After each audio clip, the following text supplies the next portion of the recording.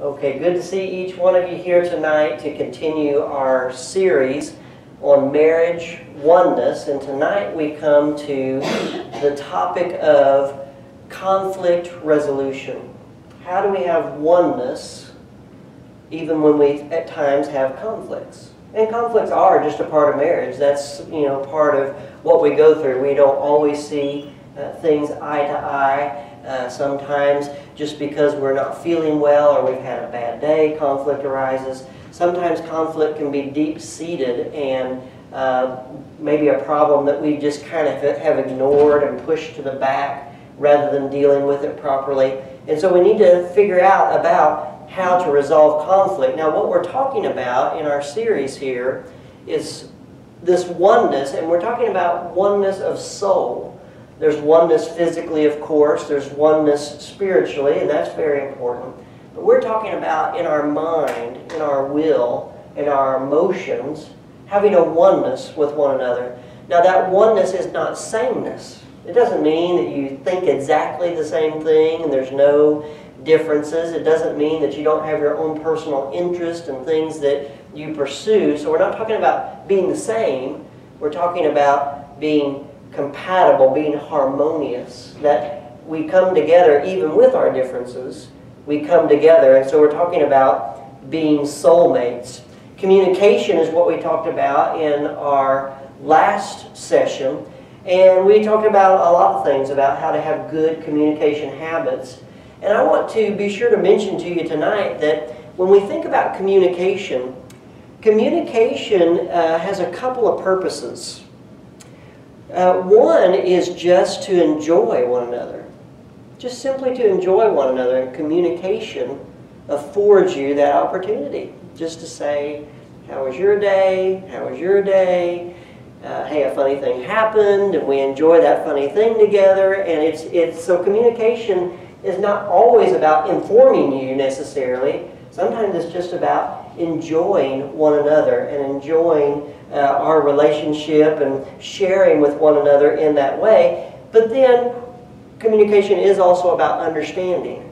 Sometimes there might be things that we don't understand about one another, and the only way for us to truly gain that understanding is to communicate about it, to talk about it. And so that's what we were looking at last week. Now, resolving conflict is a very important communication skill. So we're kind of piggybacking on what we talked about last week and adding this on with conflict resolution. And again, as I've already stated, every couple has conflict. That is something that we will all see. And conflict is not a sign of a bad marriage. Sometimes people think, oh man, we must have a terrible marriage. We've got these conflicts going on, and these challenges that we're facing. But that's not necessarily true. In fact, every conflict provides an opportunity for us to deepen our oneness.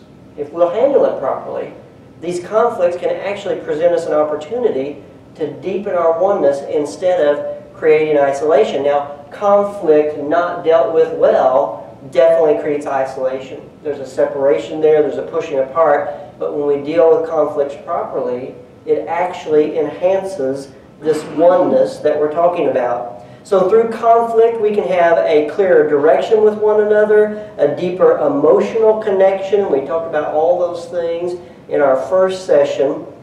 And so we can even have a stronger commitment to one another if we'll be committed to conflict resolution. So every conflict is either a stairway up or a doorway out. Every conflict.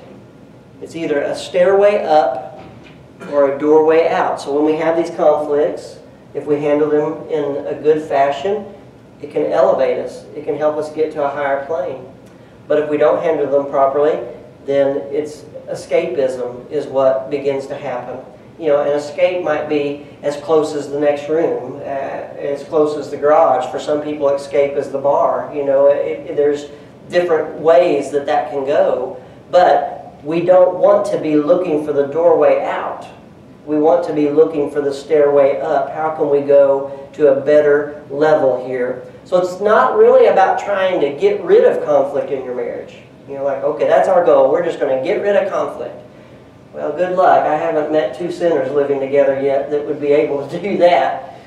But I will say this, the more you grow in your marriage, the more conflict will settle down. You won't have as many of those because if you're handling them properly, you're learning more about each other. The understanding is really elevating, and so naturally the conflicts would become less and less. You know, the sad part about many marriages is that they end before the couple really even has a chance to get to know one another very well. I mean, many marriages end in the first 3 years.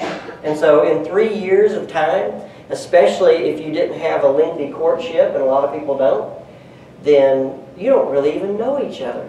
You haven't had time to make adjustments to one another yet. And in that short time frame, many, many marriages are coming to an end. And so these conflicts can be a positive thing if we will handle them in a proper fashion. So we're not trying to get rid of them, we're trying to deal with them properly. That's the real key, and that's what we're emphasizing tonight. So let's ask this question first off. Why is marriage conflict hard to resolve? When we have these conflicts, and sometimes it seems like it's so hard to resolve that. We just seem to butt heads and we never really get anywhere. Why would that be? Well, some of it goes back to some of the things we talked about last week. For example, the wrong time. You know, we're trying to resolve a conflict, but maybe we're trying to do it at the wrong time. You know, wouldn't it be neat if we, you remember, how many of you in here remember mood rings? Remember those mood rings you could wear, you know, and they change colors, you know? Well, wouldn't it be cool if we had one of those for marriage, you know, just had this marriage mood ring, you know, and when you're thinking about something you need to talk about, you can just look down at the ring and go, oh, no, not right now, you know. But so sometimes it is because we're trying to go about it at the wrong time, and we need to be careful about that. Sometimes it's because we're going about it with the wrong attitude, and we really need to be careful about that. Anger, which is typically, not always, but typically what the man will do. When there's a conflict, the man will typically build up anger and become strong with his anger, typically. It can be true of the woman as well. But then typically the woman will build up emotion and she'll become weepy and crying or, you know, just distressed. You don't love me, you wouldn't say those things. And so she becomes very emotionally distressed. He becomes angry. That's typical. Now, it could be different in your marriage, so don't try to be the typical. I'm just saying that that is the most typical way that it works. But here's the problem. Anger is emotional alcohol. Reason gets lost when anger comes into the picture. You just, when it becomes angry and it becomes a shouting match, you might as well just forget it. Because you're not going to effectively resolve anything in that fashion. And so we've got to be very careful about that. But also, the pouring out of emotion can do that too. It can actually stop communication. Because if one or the other begins to cry and weep and, you know, kind of pour out these bitter emotions, then the other partner, maybe, like, especially a man, will get, whoa, I'm sorry, honey, you know, and all of a sudden he goes into damage repair mode, which is okay for the moment, but it's not okay for longevity, because he's just going to do whatever it does to keep things, whatever's necessary to get things calmed down, but the issue didn't really get dealt with. It just kind of got pushed away, you know. And so we've got to be very, very careful about that. And couples will do that. They'll have this big blow up. He'll get angry and she'll start crying, and then he goes into damage repair mode, and then now we're in the bedroom. And it seems like, oh, well, everything must be great, you know. But nothing got solved. Nothing got taken care of. No conflict was resolved. We just created a fire and poured water on it. It's going to come back up again later. And so we've got to learn how that those wrong attitudes will actually shut down our communication and keep us from being able to resolve those conflicts. And then sometimes it might be the wrong purpose. The wrong purpose in our communicating about conflict can keep us from actually resolving those conflicts. For example, we might choose a bad method, like blame and shame. Well, if you didn't do this, and if you didn't do that, and we're trying to shame each other for whatever we perceive the other person is always doing wrong, And so, blame and shame. Even in the Garden of Eden, we've seen a little bit of that, right? And then, another thing we've got to avoid is becoming defensive. And that's hard in conflict. And I'll confess to it being hard for me, because I don't like to be told I'm wrong. I really don't.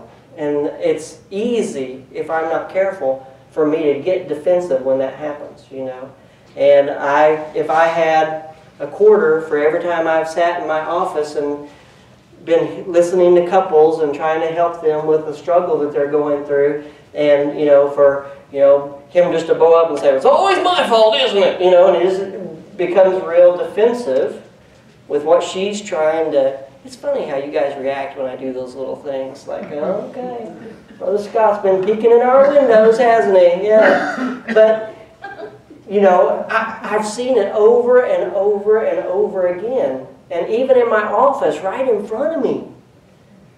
These terrible things, and no conflicts are being resolved. Because the wrong purpose is going on. It's more about trying to be right than it is trying to be one. And that's not a good thing. That's not a good thing. Our oneness is what we're supposed to be focusing on and what we're supposed to be trying to obtain. And here's what happens. We often operate out of a self-bias. A self-bias.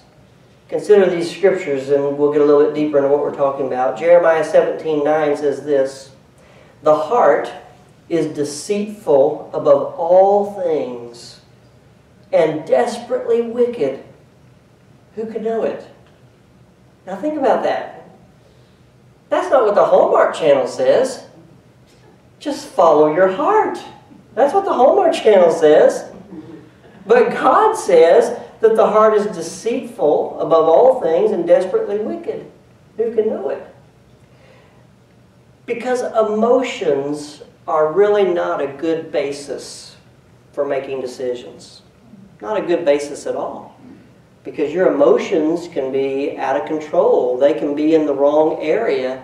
And you can be not thinking clearly, but you think, I'm supposed to, Hallmark Channel said follow my heart, that's what I'm supposed to do. And so I'm going to, well, and then people end up in really bad places because they followed their heart, which is deceitful. They followed their emotions, which can be desperately wicked. So even our heart and our emotions are only in the right place if they're guided by God's principles.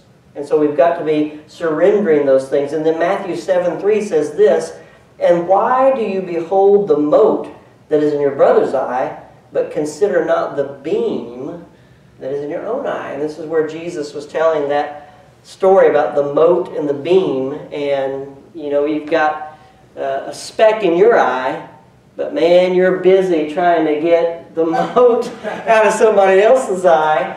And, that can happen a lot in marriage, where I am so laser focused on what's wrong with you that I can't even see the smallest thing that would be wrong with me.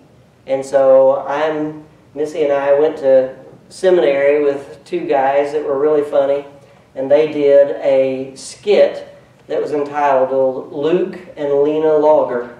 And one of them was the husband and the other one was the wife, and they took Christmas paper rolls and somehow rigged them up to where they were on their eyes, and they were having a conflict and they were trying to talk to each other and they were smacking each other with their logs that were sticking out of their eyes. And that's a lot of times what happens to us. But if you follow that passage where Jesus said to not be critical about the speck that's in your brother's eye, but realize more the log that's in your eye, he didn't the first verse of that passage says, "Judge not, lest you be judged." And everybody wants to take that passage and say, "You can't judge anybody. See there, you're not allowed to judge anybody. You can't be my judge." And in a way, I agree with that, but God can be. And so if what I'm saying is the same thing that God says, then I'm not judging you. I'm just showing you what God says about the situation in your life.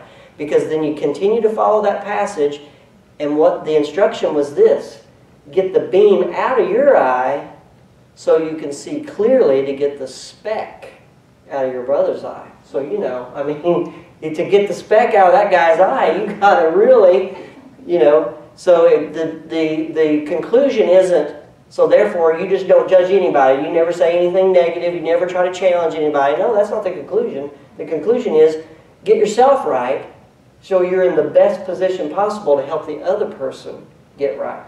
And we need to apply that in our marriage. Instead of constantly being that blame back and forth, and I don't see anything wrong with me, I just see all that's wrong with you. No, I've got to take those inward looks and say, God, help me to overcome my self-bias. You know, I think I'm right. I think my emotions are the ones that count. And instead of that, I've got to realize, no, I love this person. I want to be one with them. And I need to understand where they're coming from and what they're going through. Because our goal in communication about conflict is not to win. If that's your goal when conflict comes up in your marriage, is to win the argument or to prove that you're right, then ultimately you're going to lose. Ultimately the loss is going to be huge, and it's going to be more than just one or two arguments. It's going to be devastating losses. And so don't let that be your thought pattern that I've got to prove that I'm right. I've got to win this argument. No. I've got to figure out a way to achieve oneness with my spouse, even in these difficult things, even in these conflicts. So let's talk about some various approaches that sometimes happen in conflict. One that we've already really talked about a little bit is win at all cost. And we don't need to have that attitude. We don't need to take that approach, because oneness is what we should be fighting for. So win at all cost is me as an individual, but oneness is both of us are important, and we're going to work on making sure we settle the conflict that way. Another approach is withdraw and smolder. Withdraw and smolder. Okay, fine then, you know, and bam, slam the bedroom door, and, you know, he's out in the garage and she's in the bedroom, and, you know, nobody's talking to anybody. And that is not healthy either. If that's the typical, you know, if that's just the approach over and over and over again, we talk a little bit until we get kind of upset with each other and then withdraw and smolder, that's not good. There is a time to back off and say, hey, I'm upset here and we're not going to have a good conversation. So let's kind of go our separate ways and let me get cooled down here, and then we can come back and talk. Okay, sometimes that's necessary. But if that's always the case, then we've even got deeper problems that we need to kind of concentrate on and try to figure out. Give in and die slowly. That's another approach. Just like, okay, you're right. Okay, you're right. And over again, somebody's on that end of, okay, you're right, whatever. And maybe it's because they just don't want to deal with the conflict. Maybe it's because they just, you know, feel like I'm not going to win anyway. I mean, it's just not possible. I'm never going to, you know, be able to get my point across. So I'll just, okay, whatever, give in and die slowly, because what marriage is supposed to be about starts to wither away and wither away and wither away. And so that's not a good approach. None of these are good approaches. So every conflict is either that doorway of escape, which is what all these are, win at all costs, withdraw and smolder, give in and die slowly. Those are all doorways of escape. They're not stairways to go higher in our relationship. And we need to be looking for those stairways. So rather than those approaches, let's talk about a biblical approach. That's definitely the approach that we need to take. And we find that in 1 Peter chapter 3, verses 10 and 11. 1 Peter 3, 10 and 11 says this: "For he that will love life and see good days, let him refrain his tongue from evil, and his lips that they speak no guile. Let him eschew evil and do good. Let him seek peace and ensue it." Now, that instruction is an instruction that we could find repeated dozens of times in the Scriptures. God tells us over and over again to control our mouth. Control your speech. Don't use it to be cutting and hurtful. The tongue is so deceitful. It's set on fire, the book of James says, by hell. And it is, very deceitful, the tongue is. And so what we've got to do is we've got to say, Lord, help me. Help me to surrender to what you say about my speech. Well, listen, Brother Scott, if I try to speak the way God says to speak, then the other person will just run over me. My spouse is I might as well be that person who gives in and dies slowly, because if I try to do this, they're just going to run over me. But are we saying, so God's way won't work? God's way won't work. That might work for some people. That won't work for me. Is that really the way the Bible is? It'll just work for some people, but it won't work for everybody? No, it'll work for all of us. But we have to believe the Lord. We have to trust in Him. And listen, you don't do this because your spouse deserves it. You do this because you love God and you want to honor Him. It has nothing to do with whether your spouse deserves it or not. God deserves it. And so I want to honor Him. But I guarantee you, doing things God's way will work. It will bring about a good result. And we have to trust Him and rely upon Him. And that other person, we can't control them. We talked about that in the very beginning. I can't control them. I can't make them change. Only God can do that. My responsibility is to try to be in the right place that I need to be with God, and then utilize that within my marriage. So refrain our tongue from evil. Make sure that our lips are not speaking guile. And when we have these heated arguments, that's always going to be the case. That's always going to be the case. Would you believe me if I told you and that our children, who are now all in their 30s basically, a few days from now, they'll all be in their 30s, have never heard me and Missy argue. Ever. The next time you see them, ask them, have you ever heard your parents argue? And they haven't. Because we've never argued? No, we've argued. But when we saw that something was getting that way, we would retreat from the children and go somewhere else to take care of trying to work through this. But they wouldn't have even had the opportunity to hear very much arguing, even if we had not done that. Because somebody loved us enough to teach us the way God said to do things. And when we just simply believe that if we did it God's way, it would work, guess what? That's exactly what has happened. Almost 35 years later, it just works. What God said to do will work. And so we've got to be careful about allowing things to get out of control. I eschew that evil. Do you use the word eschew very often, Matt? No, me either. But I despise it. I resist it. I don't want that kind of evil stuff going on in my marriage. So I'm seeking peace. That's what we need to be doing. So we've got to learn to control our tongue, which in fact, the book of James says this, that no man can tame the tongue. So if no man can tame the tongue, then how in the world are we ever going to get our tongue under control? No man can, but God can. God can tame the tongue. And if we'll surrender it to Him, He'll do that work in us. And we have to become peacemakers. We have to, man, I don't want this tension in my marriage.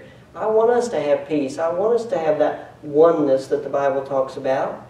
And I'm going to make strong effort for that. I'm not going to just try a little bit. And then, I mean, listen, if you think, if you've been having some struggles, and you think coming 6 Sunday nights and listen to what Brother Scott has to say, and at the end of 6 Sunday nights everything's going to be great, you're deceiving yourself. Marriage is hard work. It takes a lot of time. It takes a lot of energy. The principles I'm laying out for you are tremendous because they're God's principles. But you've got to take those and use them and then build on them and build on them and build on them to get even farther with what God wants you to do. So let's do this tonight. Let's look at 7 important habits in resolving conflict. 7? Oh man, I can't remember 7. Well, remember 2 or 3. They'll help you, even if you just remember 2 or 3. 7 important things. Number 1, when resolving conflict, focus on one issue. Focus on one issue. Okay? So if we're having a conflict about something, let's stick to that. Let's keep our focus on what we're talking about. Because what can often happen is we're talking about, why won't you take the trash out? I mean, I just need you to take the trash out. Could you please? It's a small thing. Could you help me by taking the trash out? Well, I don't take the trash out because of, blah, blah, blah, blah, blah. And last week, And all of a sudden, we've left the issue, the conflict that we're really trying to resolve, we've left it. And now we're talking about all these other stuff. And guess why? Because somebody's trying to win. Somebody's becoming defensive because they're having to be told they're doing something wrong and they don't like to hear that. And instead of responding properly with a tongue that speaks peace and desires peace, we get going all these other directions. So stay focused on that one issue. So, okay, wait a minute. I thought we were talking about taking the trash out. I didn't know we were talking about, the dirty laundry.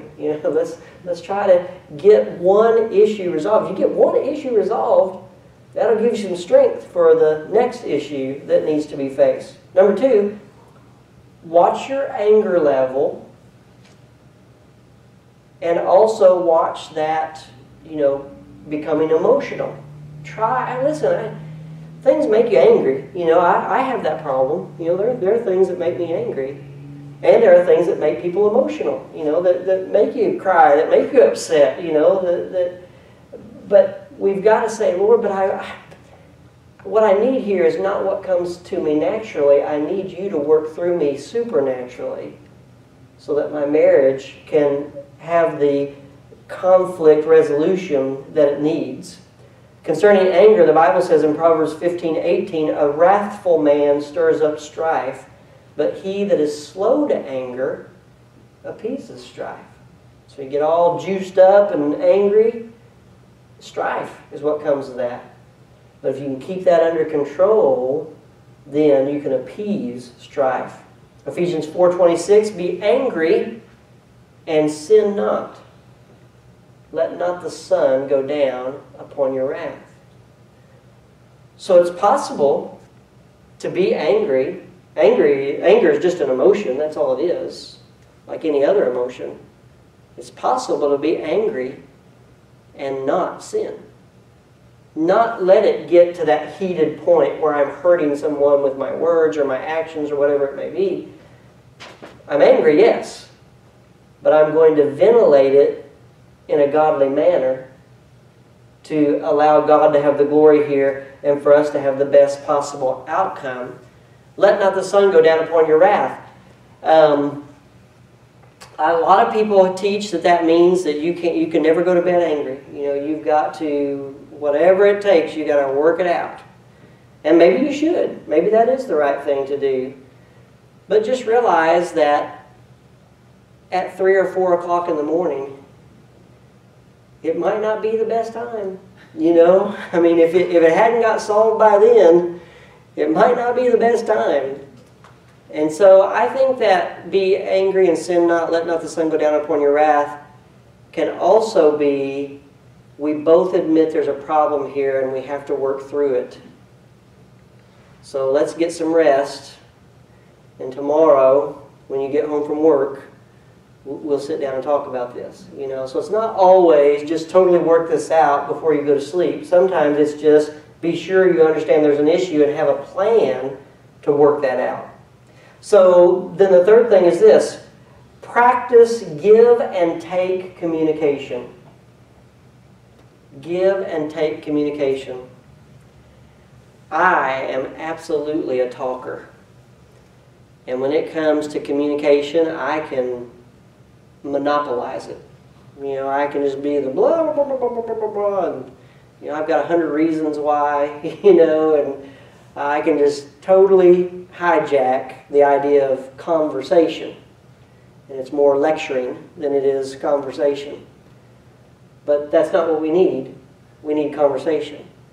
We need give and take. We need back and forth.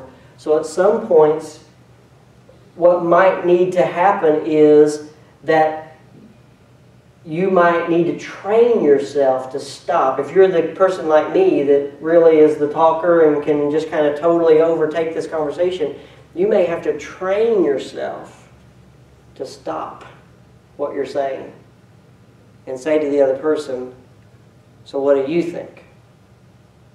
How does that make you feel? And actually open the door for the communication to come from the other side.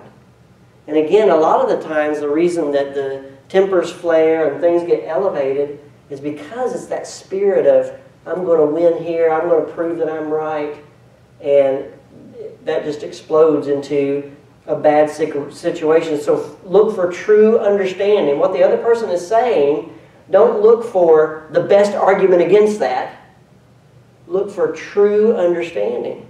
I want to understand what you're saying. I want to get where you're coming from. At this point in time, it may be really confusing to me. I don't, what in the world? But I want to understand. Help me understand what you're thinking, what you're feeling, why you respond in that way. Help me to understand that. And so we're practicing this give and take. We're looking for true understanding. And understanding each other's feelings about the issue relieves pressure even if you still don't agree. Even after you talk it out and you don't really see eye to eye on it, at least I know where you're coming from. At least I understand, rather than having to put up with a behavior that makes no sense to me. If I can communicate with you about it and you can help me understand why you do that, then at least, even if I still think, well, I still don't think you should do it, but at least I know why you do it. I'm a little bit farther along in understanding you and how these things work. Here's the fourth one. Attack the problem, not the person. Attack the problem, not the person. Again, if we attack the person, that's always going to cause defensiveness. That's always going to cause an issue. So, honey, I love you. I'm not attacking you. But I don't love the fact that you keep overdrawing the checkbook. I don't love that. So, what's the problem here? How can we do better? What can I do to help? You know, those kind of things. But you're attacking the problem, not the person. Not making it a personal attack against them. Attacking them is in essence attacking yourself, because we're to be one. So if I start attacking my spouse, in essence I'm attacking myself, and that's a very destructive habit. Sometimes we mask our attacks by joking. You know, we pop off with something, you know, and then give a little courtesy laugh behind it. I was just settle down, I was just joking. But, were you really? Were you really joking? And even though you might have been joking, it still stings. And with couples, we're talking about conflict resolution. I'm going to chase a little rabbit here real quick. In couples, I see this a lot in public settings. Maybe people are together playing cards. And you just get to talking, about this, that, and the other. Well, I'll tell you something about Missy. Blah, blah, blah, blah, blah. But when that starts happening, you pay attention to the person that's being talked about. Forget the person that's doing the talking. Pay attention to the person that's being talked about. And see how they're responding. They're probably not laughing. They're probably not thinking this is the funniest thing. Now, Missy and I, we, tell on each other and tell on ourselves about silly things that we've done, and sometimes we do both think it's funny. But man, especially in a public setting, you better make sure that your spouse thinks that's funny too, to tell that story, and that it's really not just kind of a veiled way of cutting them and tearing them down, rather than affirming words, condemning words. And as long as we all laugh about it, then no big deal. But it actually is a very big deal. So we got to be careful about that, because it can be very hurtful. Then here's the next thing. Learn to ask for and give forgiveness. Learn to ask for and give forgiveness. So we're having a conflict. Something wrong has been done, or at least the sense is there that something wrong has been done. And again, I'm not here to try to win an argument. I'm not here to try to prove I'm right. I'm here to enhance oneness in our marriage. So if I've done something wrong, even if I don't think it's as big of a deal as my spouse maybe thinks it is, it's not a problem at all to say, honey, I am sorry. I was wrong. Can you forgive me? I mean, it can be a problem because we don't like to say those words. But it shouldn't be a problem. It should be something that we can say very sincerely and very meaningful, because at the end of the day, hurting you is the last thing I want to do. So I am sorry. Please forgive me. And when that is said, the other person needs to say, I forgive you. Yes, I accept your apology. Okay, no, that's not a good way to accept an apology. Now, you don't have to apologize, don't worry about it. Well, they must have felt like they did need to, or they wouldn't have. So be careful. Be careful about just shoving that off. Because a person is kind of putting themselves out there to say, I'm sorry, I was wrong, please forgive me. And just pushing that aside will cause them to not want to do it anymore. On the other side of it, we've got to remember that apologies can't just be words. If I'm saying I'm sorry, then what am I then going to do to show that I was sorry? I'm sorry I did this, so I'm going to try to correct it. I'm going to try to do different. So our actions, again, always show what we're really thinking, what we're really feeling, what we really believe. So don't be afraid to admit you're wrong, apologize, ask for forgiveness, and then when you're in the situation that someone's saying that to you, you be willing to say, I forgive you. It's important for that to be said. Another idea is this: seek an agreeable resolution. So you're saying this is a problem, and I'm saying this is the reason that I do this. How can we meet in the middle?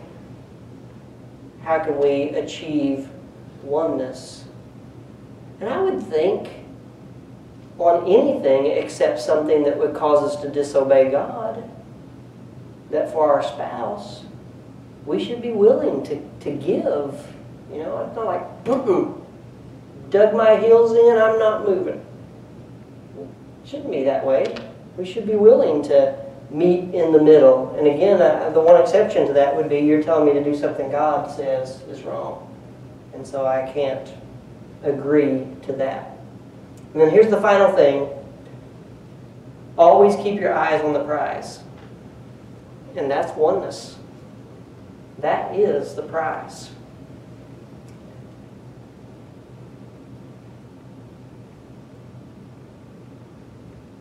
Let me throw something else in here. Under the one where we said, seek to have understanding, you know, in your communication and you're dealing with conflict, seek to have understanding.